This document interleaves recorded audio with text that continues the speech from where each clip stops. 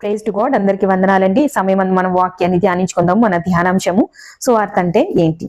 సువార్త అంటే ఏంటో తెలియని క్రైస్తవులంటూ ఎవ్వరూ ఉండరండి. కానీ సువార్త అంటే ఏంటో తెలిసిన విషయమైనప్పటికీ మనం ఏం చేయాలంటే ఈ తెలిసిన విషయాన్ని మరొకసారి ధ్యానించుకుందాం. మనకి ఇంకా ఏదైనా మంచి అవగాహన వచ్చే అవకాశం ఉంటుంది గనుక ఇప్పుడు మనం రోమపత్రిక 1వ అధ్యాయము 16వ వచనాన్ని ఒకసారి చదువుకుందాం. చూడండి. సువార్తను గూర్చి నేను సిగ్గుపడివాడను కాను, ఏలయనగా నమ్ము ప్రతి వానికి, మొదట యూదునికి గ్రీసు దేశస్థునికి కూడా రక్షణ కలుగజేయుటకు అది దేవుని శక్తి అయి ఉన్నది. ఇక్కడ ఈ వచనంలో మొదట యూదునికి అని ఎందుకు రాయబడి ఉందండి? ఎందుకు రాయబడి ఉందంటే దేవుని గూర్చిన సమాచారం, దేవుని గూర్చిన ఆరాధన క్రమం, లేకపోతే దేవుని యందు పాటించాల్సిన ఆచార వ్యవహారాలు మొట్టమొదటిగా తెలిసిన వ్యక్తులు ఎవరైనా ఉన్నారు అని అంటే వాళ్ళు యూదులేనండి. ఎందుకంటే ఇశ్రాయేలీలు 12 గోత్రాల వారు ఉన్నప్పటికీ 10 గోత్రాలు డివైడ్ అయిపోయి 2 గోత్రాలు మాత్రమే మిగిలినాయి. అందులో ఈ 2 గోత్రాల వారు యోధా రాజ్యంలో ఉన్నారు. వీరి దగ్గర ధర్మశాస్త్రం ఉందండి.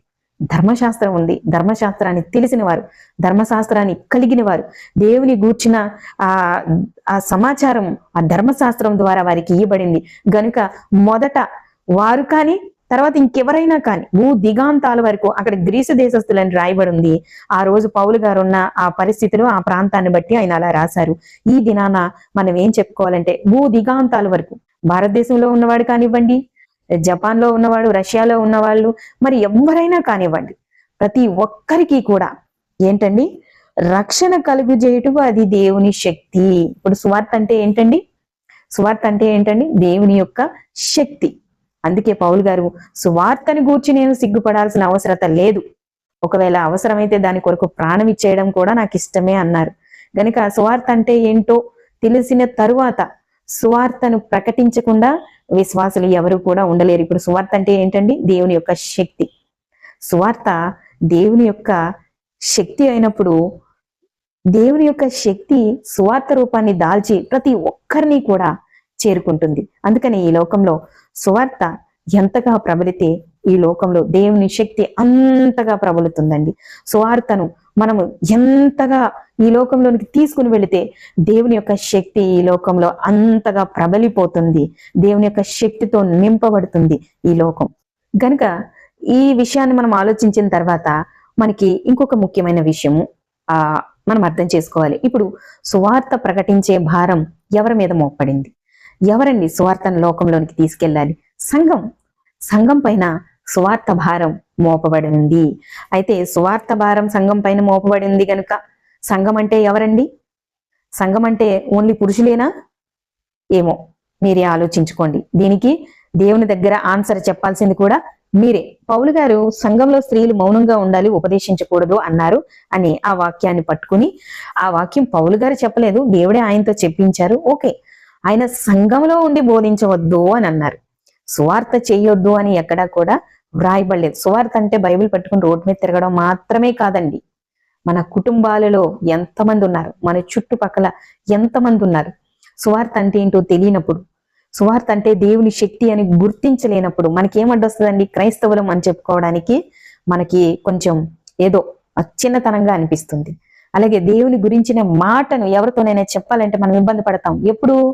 సువార్త అనేది దేవుని యొక్క శక్తి అని మనకి అర్థం కానప్పుడు. ఒకవేళ ఈ సువార్త అనేది దేవుని యొక్క శక్తి, ఈ శక్తిని నేను ధరించి ముందుకు తీసుకెళ్ళాలి అని అనుకున్నప్పుడు క్రైస్తవునని చెప్పుకోవడంలో ఆనందం, దేవుని బిడ్డనని చెప్పుకోవడంలో ఆనందం, అది ఆ హృదయానికి మాత్రమే తెలుస్తుంది. గనుక ఇప్పుడు ఈ సువార్త పని చేయాల్సింది ఎవరండి? సంఘం పైన భారం మోపబడింది. సంఘం తీసుకెళ్లాలండి సువార్తను లోకంలోనికి. లోకంలో సువార్తను వెదజల్లాల్సింది సంఘం అండి. అపోస్తుల కార్యాలు 8వ అధ్యాయం 4వ వచనం మనం ఒకసారి చదువుకుందాం. కాబట్టి చెదిరిపోయిన వారందరూ సువార్త ప్రకటించుచు సంచారము చేసిరి. చెదిరిపోయిన వారందరూ ఎక్కడండి? యెరూషలేములో సంఘం ఏర్పడిన తరువాత, సంఘం బహుగా అభివృద్ధి చెందిన తరువాత సంఘానికి హింస వచ్చిందండి. ఆ హింస వచ్చినప్పుడు యెరూషలేములో 12 మంది ఆ శిష్యులు మాత్రమే ఉన్నారు. మిగిలిన వారందరూ కూడా యూదయ, సమరయ పట్టణముల యందంతటా దిగాంతాల వరకు చెదిరిపోయారండి. చెదిరిపోయిన వారు ఏం చేశారు? సువార్తను ప్రకటించుచు సంచారము చేశారు. ఒక చోట కాన్స్టెంట్ గా లేరు, వాళ్ళు సంచారం చేసుకుంటా ప్రాణాలను అరిచేతిలో పెట్టుకుని దేవుని వార్తను చల్లుకుంటూ వెళ్ళిపోయారు. సంఘంలో ఎవరున్నారండి? ఎవరున్నారు? ఓన్లీ పురుషులే ఉన్నారా? ఆలోచించండి మీరు. సంఘంలో చేర్చబడిన వారు స్త్రీలు, పురుషులు అనేక మంది ఉన్నారు. వీరందరూ కూడా చెదిరిపోయి సువార్తను సమానంగా ఎవరికి ఎంత బాధ్యత అనిపిస్తే అంత బాధ్యతతో, అంత భారంతో వారు సువార్తను ప్రకటించుచు సంచారము చేస్తూ వారి యొక్క ప్రాణాలను అరిచేతిలో పెట్టుకుని పరుగులు పెట్టి సంచారం చేశారండి.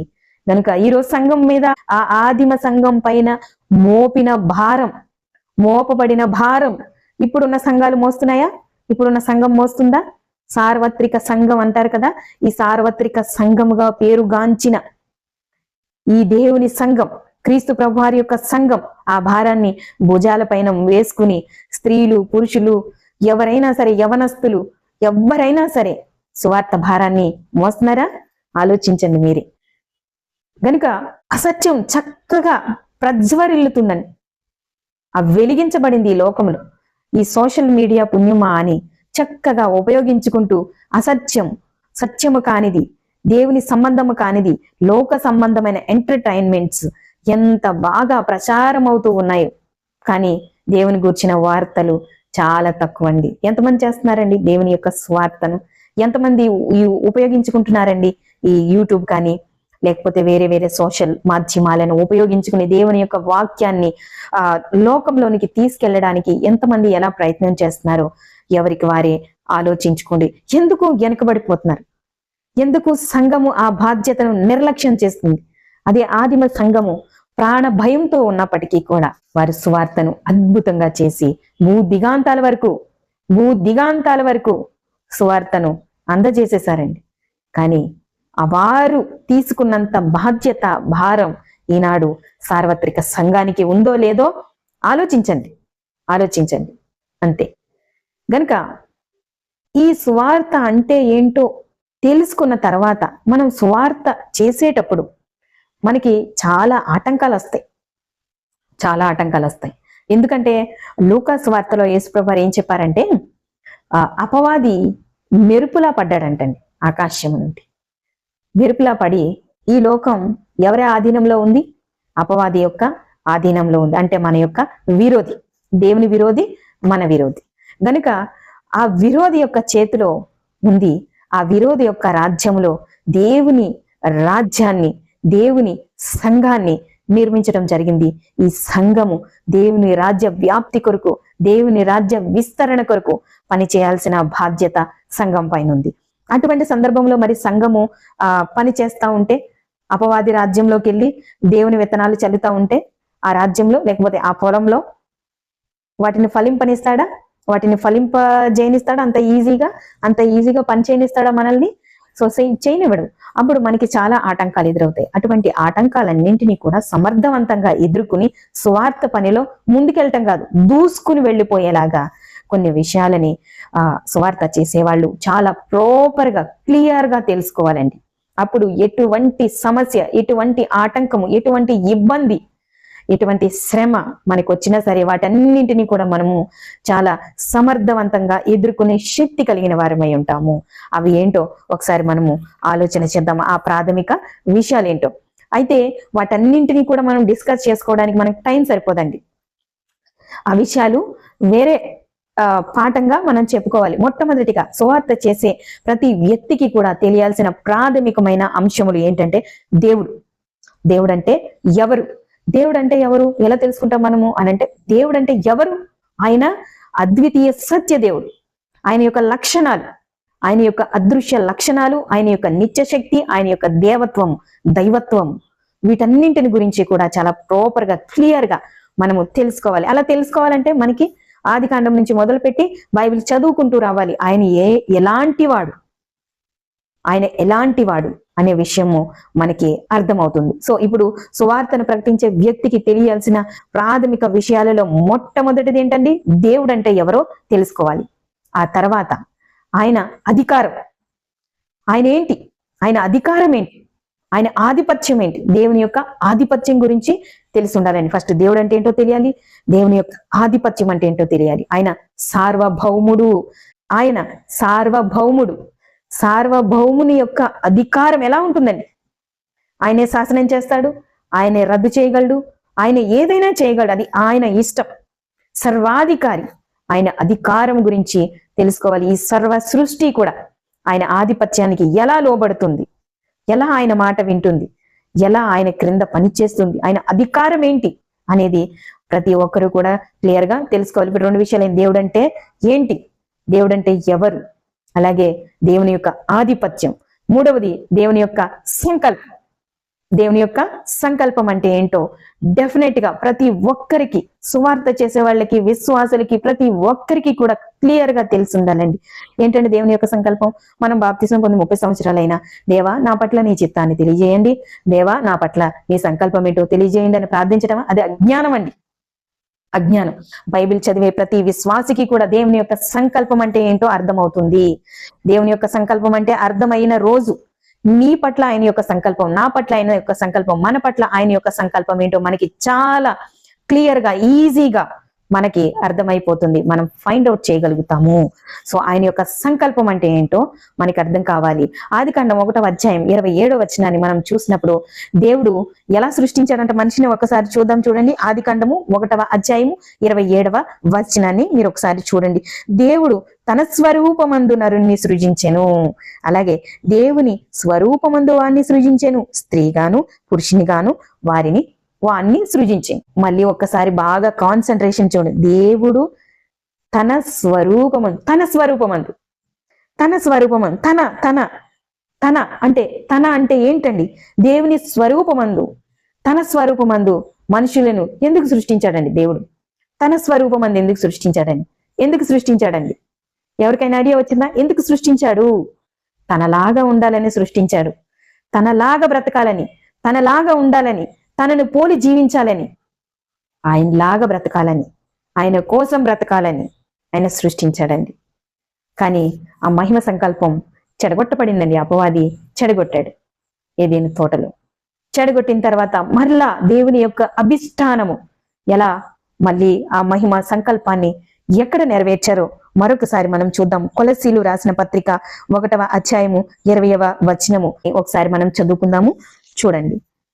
ఆయన శిలువ రక్తము చేత సంధి చేసి ఆయన ద్వారా సమస్తమును, అవి భూలోకమందున్నవైనను పరలోకమందున్నవైనను, వాటన్నింటినీ ఆయన ద్వారా తనతో సమాధానపరచుకొనవలెనని తండ్రి అభిష్టానమాయను. అభిష్టానం అంటే ఏంటండి? సంకల్పం, ఇష్టం, ప్రణాళిక. ఆయన ప్రణాళిక ఏమైందండి? ఏదేను తోటలో ఆ యొక్క మహిమ సంకల్పాన్ని మానవుడు ఆజ్ఞను అతిక్రమించి చెడగొట్టినప్పుడు, అపవాది మాటను విని అవిధేయత చూపించినప్పుడు తండ్రి తానే మరలా క్రీస్తు ప్రభువారి యొక్క రక్తముతో సమాధానపరుచుకున్నారండి మనల్ని. అది ఆయన యొక్క సంకల్పం. దేవుని యొక్క సంకల్పం ఏంటండి? ఆయనలా బ్రతకాలని సృష్టించుకున్నప్పుడు, ఆ ఆజ్ఞను అతిక్రమించినప్పుడు మరలా తండ్రి ఆయన యొక్క సంకల్పం, ఆయన యొక్క ప్రణాళిక క్రీస్తు ప్రభువారి ద్వారా శిలువ రక్తము చేత సంధి చేసుకుని సమాధానపరుచుకుని మళ్ళీ తిరిగి ఆ సంకల్పాన్ని మరలా మన కొరకు ఆయన ఏర్పాటు చేయడం జరిగింది. గనుక ఆయన యొక్క సంకల్పాన్ని గురించి అనేక చోట్ల బైబిల్లో వ్రాయబడి ఉంది, అనేక వచనాలలో వ్రాయబడి ఉంది. మనము చక్కగా చదివి అర్థం చేసుకోవాలి. ఇప్పుడు ఎన్ని విషయాలు నేర్చుకున్నామండి? దేవుడు అంటే ఏంటో సువార్త చేసే వాళ్ళకి చాలా ప్రాపర్ గా, చాలా క్లియర్ గా అర్థం చేసుకుని ఉండాలి. 2, ఆయన యొక్క ఆధిపత్యం, దేవుని యొక్క ఆధిపత్యం, సర్వ సృష్టి పైన ఆయన ఆధిపత్యం ఏ విధంగా ఉంది, సృష్టి ఆయనకు ఏ విధంగా లోబడుతుంది, పరలోకమందు గాని భూమి అందు గాని ఆయన యొక్క అధికారం ఏంటి అనేది ప్రతి ఒక్కరూ క్లియర్ గా తెలుసుకుని ఉండాలి. మూడవది దేవుని యొక్క సంకల్పం. దేవుని యొక్క సంకల్పాన్ని చాలా క్లియర్ గా అండర్స్టాండ్ చేసుకోవాలండి. According to the Bible, according to the scriptures మనము దేవుని యొక్క సంకల్పాన్ని చక్కగా అర్థం చేసుకుని మనల్ని హేతు అడిగే ప్రతి ఒక్కరికి కూడా సాత్వికంతో సమాధానం చెప్పడానికి సిద్ధముగా ఉండాలి. ఈ 3 విషయాలు ఇప్పుడు చూసాం. నాలుగవ విషయం యేసు ప్రభు అంటే ఏంటో అర్థం అవ్వాలండి. సువార్త చేసేవారికి యేసు ప్రభుని గూర్చిన జ్ఞానము, అనుభవపూర్వకంగా ఆయన్ని తెలుసుకోవాలండి. ఎలా తెలుసుకుంటాం? కమ్ టు ద స్క్రిప్చర్స్, వాక్యం దగ్గరికి రావడం, వాక్యాన్ని చదవడం ద్వారా ఆయన్ని మనము అర్థం చేసుకుంటాం. ఒకసారి చూడండి, కొలస్సీలకు రాసిన పత్రిక 1వ అధ్యాయము 15వ వచనాన్ని మనం చూద్దాం. యేసుక్రీస్తు ప్రభువారు అంటే ఎవరు చూద్దాం. చూడండి, ఆయన అదృశ్య దేవుని స్వరూపి అయి సర్వ సృష్టికి ఆది సంభూతుడై ఉన్నాడండి. అదృశ్య దేవుని యొక్క స్వరూపము యేసుక్రీస్తు ప్రభువారు ఎవరండి? మన కంటికి కనిపించని, మనము కంటితో చూడలేని మహా సర్వశక్తివంతుడైన, సర్వ సృష్టికర్త అయిన, సర్వ ఆధిపత్యము కలిగి ఉన్న మహామహిమ గల దేవుని యొక్క స్వరూపము యేసుక్రీస్తు ప్రభువారు అండి. యేసుక్రీస్తు ప్రభువారు అంత గొప్ప దేవుడు. ఆయన ఆది సంభూతుడిగా ఉన్నాడు. ఈ ఆకాశమును, ఈ భూమిని, ఈ పర్వతములను పుట్టింపక మునిపే యేసుక్రీస్తు ప్రభువారు దేవునితో నిత్యత్వంలో ఉన్నవాడైన, దేవునితో సమానుడైన, దేవునితో సమానుడు గనుక చూడండి. మరొక వచనాన్ని మనం చూద్దాము. ఫిలిప్పీలకు రాసిన పత్రిక 2వ అధ్యాయము మనము 5వ వచనం నుంచి 11వ వచనం వరకు ఒకసారి చదువుకుందాం. చూడండి, యేసుక్రీస్తుకు కలిగి ఉన్న ఈ మనసు మీరును కలిగి ఉండుడి. ఏంటంటే యేసుక్రీస్తు ప్రభువారికి కలిగి ఉన్న మనసు, ఏం మనసు కలిగి ఉన్నాడండి యేసుక్రీస్తు ప్రభువారు? చదువుదాం, చూడండి, కిందకి చూడండి. ఆయన దేవుని స్వరూపము కలిగిన వాడై, ఎవరండి? యేసుక్రీస్తు ప్రభువారు దేవుని యొక్క స్వరూపము కలిగిన వాడై యుండి దేవునితో సమానముగా ఉండుట విడిచిపెట్టకూడని భాగ్యమని ఎంచుకోలేదు. గాని ఆయన మనసు ఏంటండి? ఎందుకు ఎంచుకోలేదండి? ఆయన మన కోసం ఎంచుకోలేదండి. పౌలు గారు ఏమన్నారండి? ఈ ప్రాణాన్ని విడిచిపెట్టడానికి రెడీ అయిపోయాడు ఆయన. ఎందుకు అయిపోయాడు? రెడీ అయిపోయాడు ఆయన. ఎందుకు రెడీ అయిపోయాడండి? ఈ విషయాన్ని ఆయన గ్రహించి తెలుసుకున్నాడండి. క్రీస్తు ప్రభువారు అంటే ఏంటో తెలుసుకున్నాడండి. క్రీస్తు ప్రభువారు అంటే ఏంటో తెలుసుకున్న వారు ఏం చేస్తారండి? వారి ప్రాణాన్ని విడిచిపెట్టడానికి కూడా సంతోషపడిపోతారండి. చూడండి, సువార్త భారం మోసే ప్రతి ఒక్కరూ కూడా అలాగే హతసాక్షులు అయిపోయారండి. దేవుని స్వరూపము కలిగిన వాడై, దేవునితో సమానముగా ఉండిన వాడై, వాటన్నింటినీ విడిచిపెట్టి మన కొరకు యేసుక్రీస్తు ప్రభువారు మనుష్యుని పోలికగా పుట్టి, ఎటువంటి మనిషి పోలికండి? చూడండి, దాసుని స్వరూపమును ధరించుకుని, ఏ దాసుడండి? దేనికి దాసుడండి? మనుషుడు మరణానికి దాసుడు. దేనికి దాసోహం అయిపోయాడండి? మనిషి మరణానికి, అపవాదికి.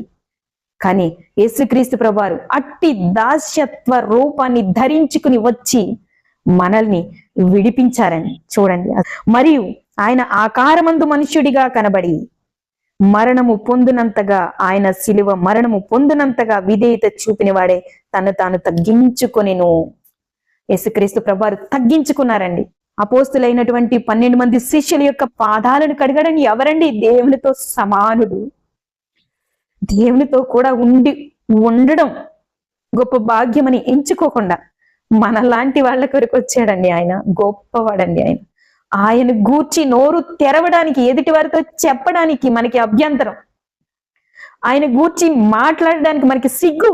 ఈ రోజున సంఘం నిద్రపోతుందండి, నిద్రపోతుంది. ఈ భారం ఉందా అండి సంఘాల పైన? సార్వత్రిక సంఘము పైన ఏ భారం ఉందండి? క్రిస్మస్ జరుపుకుంటున్నారే ఇప్పుడు. ఆయన not a baby, he's the saviour. ఆయన న్యాయాధిపతిగా రాబోతున్నాడు. ఆయన బేబీ కాదండి, మహారక్షణను కలుగు చేసిన దేవుని శక్తి యేసుక్రీస్తు ప్రభువారు. అటువంటి శక్తిని ధరించిన వారమై మనము దూసుకుని వెళ్ళవలసిన వారమై ఉన్నప్పుడు మనము ఏ స్థితిలో ఉన్నామో మనమే ఆలోచించుకోవాలి. తర్వాత ఇంత గొప్ప భాగ్యాన్ని మనకి అనుగ్రహించాడండి యేసుక్రీస్తు ప్రభు. తన్ను తానుగా సంకల్పాన్ని, దేవుని యొక్క సంకల్పాన్ని నెరవేర్చడం జరిగిందండి. ఎన్ని విషయాలు నేర్చుకున్నాం. దేవుడు అంటే ఏంటో తెలియాలండి, దేవుని యొక్క ఆధిపత్యం ఏంటో తెలియాలండి, దేవుని యొక్క సంకల్పం అంటే ఏంటో తెలియాలండి, క్రీస్తు ప్రభువారు అంటే ఏంటో తెలియాలండి. తర్వాత ముఖ్యముగా తెలియవలసింది సిలువ అంటే ఏంటో తెలియాలండి. 5వ విషయం సిలువ. ఏంటి సిలువ? సిలువలో ఆయన్ని రక్షించుకోలేకపోయాడు, 3 మ్రేకుల మధ్య వ్రేలాడాడు అని హేళన చేస్తున్న వారందరికీ తెలియని విషయం ఏంటంటే సిలువ అంటే ఏంటో తెలుసుకోవాలండి. యేసుక్రీస్తు ప్రభువారు ఏ ఆజ్ఞనైతే మానవుడు అతిక్రమించి అవిధేయుడయ్యాడో, క్రీస్తు ప్రభువారు ఆ విధంగా కాదు, ఈ విధంగా కూడా బ్రతకొచ్చు అని ఆయన సిలువలో చూపించాడండి. సిలువ అంటే సమాధాన స్థితి, సిలువ అంటే క్షమాపణ, సిలువ అంటే ప్రేమ, సిలువ అంటే వినయం, సిలువ అంటే విధేయత, సిలువ అంటే దేవునికి లోబడడం, దేవుని యొక్క చిత్తాన్ని ఆయన చెప్పింది చెప్పినట్టుగా చేయడం, ఆయన మాటను నెరవేర్చడం. అదేనండి సిలువ అంటే. ఆ సిలువను గూర్చిన అనేక వాక్యాలు అద్భుతంగా దేవుడు మనకి ఈ బైబిల్ గ్రంథంలో, మన పరిశుద్ధ గ్రంథంలో వ్రాయించాడండి. వాటన్నింటినీ చదువుకోవాలి, అర్థం చేసుకోవాలి.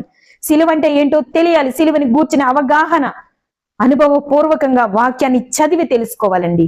అప్పుడు ఎంత రుచిగా ఉంటుందో దేవుని వాక్యం, దేవుని పని, దేవుని సేవ, దేవుని మాట ఎక్కడ అడుగు పెట్టినా మన గుండెల్లో, మన మనస్సులో ప్రతిధ్వనిస్తూ ఉంటదండి. ఉందా అండి ఈ రోజున మనలాంటి వాళ్ళలో ఈ వివేకం మనకు కలిగి జీవిస్తున్నామా? ఇటువంటి సువార్తను మనం చేయాలనే సంకల్పం, ఆశను మనం కలిగి ఉన్నామా? మనమే ఆలోచించుకోవాలండి. మనమే ఆలోచించుకోవాలి. ఈ రోజున సంఘం పైన, ఆదిమ సంఘం భరించిన శ్రమ ఈ రోజున ఉన్న సంఘం పైన లేదండి, తీసివేయబడిందండి. ఈ రోజున జరిగేది కేవలం క్రైస్తవుడు దాడి జరుగుతుంటే నోరు తెరుస్తున్నాడు, అంతే తేడా అండి, అంతే తేడా.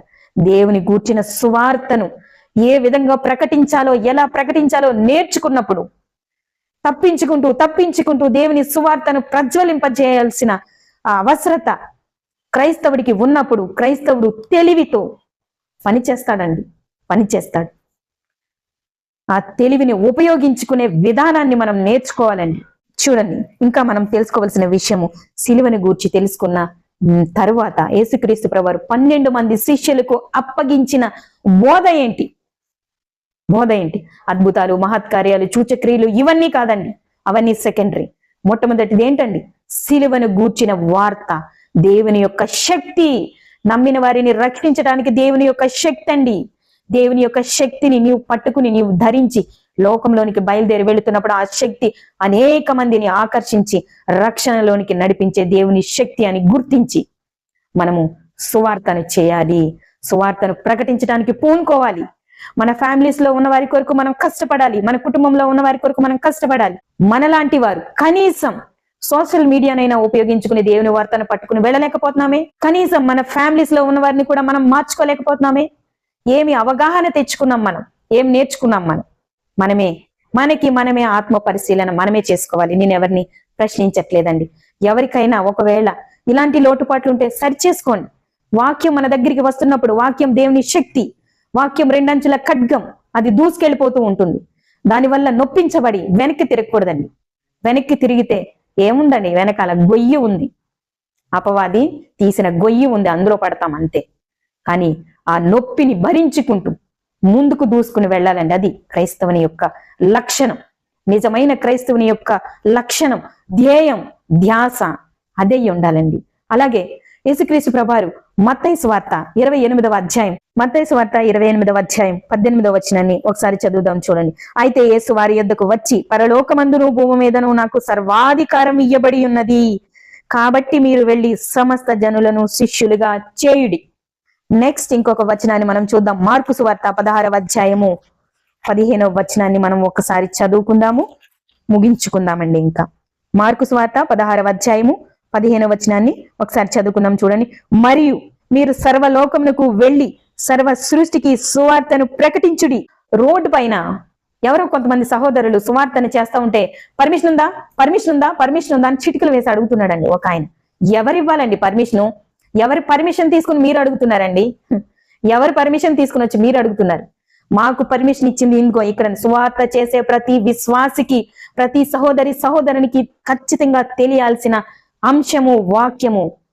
మత్తయి సువార్త 28, 18, 19, మార్కు సువార్త 16, 15, 17 వచనాలు ఖచ్చితంగా పట్టుకోవాలండి. సువార్త చేసేవారికి ఆధారం అండి ఇవి. ఈ సర్వ సృష్టి పైన ఆయన యొక్క ఆధిపత్యం ఏంటి? క్రీస్తు ప్రభువారు ఎవరు? ఆయన ఎటువంటి అధికారం కలిగి ఉన్నాడు? దేవుని చేత ఎటువంటి అధికారం పొంది ఉన్నాడు? ఆయన మనకిచ్చిన అధికారం ఇదండి. సర్వ సృష్టికి వెళ్ళి సర్వ సృష్టికి సువార్తను ప్రకటించుడి అని ఆయన ఇచ్చాడండి పర్మిషను. సుప్రీంకోర్టు ముందు కూడా నిలబడి మనం ఈ మాట చెప్పొచ్చు. సుప్రీంకోర్టుకి అధిపతి ఎవడండి? పైనున్న మన దేవుడు. గనుక ప్రియమైన దేవుని బిడ్డలారా, సువార్త చేసేవారు ఈ విషయాలను ముఖ్యంగా తెలుసుకోవాలి. అప్పుడు ప్రతి విషయాన్ని కూడా ఎంతో ఈజీగా, ఎటువంటి సమస్యలు, ఇబ్బందులు, ఇరుకుల్లో పడకుండా చక్కగా వాటన్నింటినీ జయించుకుంటూ స్నేహపూర్వకంగా మనము సువార్త ప్రకటనలో ముందుకు వెళ్ళిపోవచ్చండి. దేవుని గురించి తెలుసుకోవాలి, దేవుని యొక్క ఆధిపత్యం తెలుసుకోవాలి, దేవుని యొక్క సంకల్పం తెలుసుకోవాలి, యేసుక్రీస్తు ప్రభువారు అంటే ఏంటో తెలుసుకోవాలి, యేసుక్రీస్తు ప్రభువారు సిలువలో చూపిన ఆ యొక్క త్యాగం అంటే ఏంటో తెలుసుకోవాలంటే సిలువ అంటే ఏంటో తెలుసుకోవాలి. 12 మంది శిష్యులకు ఆయన అప్పగించిన ఆ సువార్త అంటే ఏంటో తెలుసుకోవాలండి. మొట్టమొదటిగా సువార్తను ఇంట్రడ్యూస్ చేసింది ఎవరండి ఈ లోకంలో? యోహాన్ గారండి. ఎలా మరణించారండి? సువార్తను ప్రారంభించి దానిని సిలువలో నెరవేర్చారండి క్రీస్తు ప్రభువారు. ఎన్ని శ్రమల గుండా, ఎన్ని అవమానాల గుండా, ఎన్ని బాధల గుండా ఆయన నడిచాడండి. ఎక్కడ దేవుని యొక్క చిత్తానికి వ్యతిరేకంగా ఆయన పనిచేయలే. దేవుడు నా తండ్రి చిత్తం, నా తండ్రి చిత్తం, నా తండ్రి మాట, నా తండ్రి పంపారు, నా తండ్రి చెప్పమన్నారు, నా తండ్రి పని నా ఆహారం, నా తండ్రి చిత్తం, నా తండ్రి చిత్తం, నా తండ్రి చిత్తం. ఎందుకండి పదే పదే పదే పదే ఆయన ఆ మాట సువార్తలలో వాడారు? నేను తండ్రి యొక్క చిత్తాన్ని, తండ్రి యొక్క చిత్తాన్ని, తండ్రి యొక్క సంకల్పాన్ని, తండ్రి యొక్క మాటను వినడానికి, విధేయత చూపడానికి, నేర్చుకోవడానికి, బ్రతకడానికండి. మనకి ఆయన పదే పదే పదే పదే పదే ఎలా లోబడాలో, ఎలా వినాలో, ఎలా అర్థం చేసుకోవాలో, ఎలా నడుచుకోవాలో ఆయన మనకి నేర్పించారండి. నేర్చుకుందాం, కొనసాగుదాం, దేవుని పనిలో పయనిద్దాం, లేచి దేవుని పని కొరకు మనము అడుగు ముందుకు వేద్దాం. అలాగే 12 మంది శిష్యులు, ఒకసారి ఆలోచించండి, ఒక్కొక్కరి పరిస్థితిని మీరు ఆలోచించండి. సువార్త భారాన్ని భుజాల పైన వేసుకుని వారు భూదిగాంతాల వరకు వచ్చి సువార్తని చేశారండి. లేకపోతే నీకు నాకు రక్షణ ఎక్కడదండి? మీరెక్కడ రక్షించబడదురు, నేనెక్కడ రక్షింపబడదును? మనకెక్కడ దేవుని గూర్చిన జ్ఞానము తెలుసును? ఈ రోజు వాక్యం మన దగ్గరికి ఎక్కడొచ్చును? ఆలోచించండి. సువార్త కొరకు వారు చేయాలనే కమిట్మెంట్తో ఆదిమ సంఘంలో ఉన్న స్త్రీలు, పురుషులు వారు అనుభవించిన బాధ, వేదన ఈ రోజు మన మీద లేదండి. మన మీద లేదు. మనము సువార్త చేయడానికి చాలా అనుకూలంగా ఉంది. ప్రతికూల పరిస్థితులను విడిచిపెట్టండి, వాటి జోలికి వెళ్ళకండి. వాటి జోలికి వెళితే ఆ వ్యతిరేకత ఖచ్చితంగా వస్తుంది. అవి కాదండి మనకు కావలసినవి. సువార్త 12 మంది అపోస్తులు ఎటువంటి సేవని చేశారో, ఎలా భూ దిగాంతాల వరకు చెదిరిపోయి సువార్త చేశారు. చెదిరిపోయినప్పుడు వారు సువార్తను ఏ విధంగా ప్రకటించి సంచారం ఎందుకు చేశారు? ఈ రోజున మనం ఉన్న ప్లేస్ లోనే సువార్త చేయలేకపోతున్నాం, మన కుటుంబంలో సువార్త చేయలేకపోతున్నాం, దేవుని కొరకు ఒక మాటని ఎవరితోనూ షేర్ చేసుకోలేని స్థితి మనది. వీటన్నింటిని మనం అవాయిడ్ చేసి మనము దేవుని యొక్క స్వార్థ పనిలో ఆయన యొక్క సాధనాలుగా మనము ముందుకి కొనసాగాలని మీ అందరినీ వేడుకుంటూ, దేవుని యొక్క సమాధానం మన హృదయాలకు తోడయుండునుగాక, వాక్యము మన హృదయాలలో ఫలించునుగాక. ఆమేన్. వందనాలు.